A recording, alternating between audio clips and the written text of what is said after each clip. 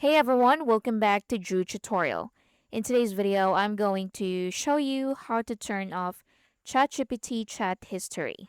So to start, open ChatGPT and sign into your account. So once signed in, go to the bottom left corner and click your profile or your name. Now in here, go to settings.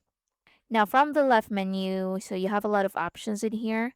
What you need to do is to click data controls. So click on that.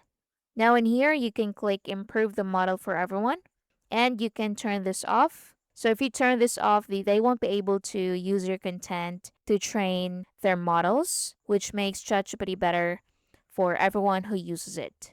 You can also turn off voice recordings and video recordings. Click done. Now, if you go down, you can also delete all chats from here.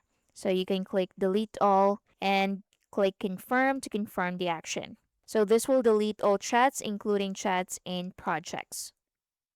Next, you can also go to personalization, then scroll down from here and go to memory and you can turn this off also. And that's basically it. I hope you find this helpful. Thank you for watching.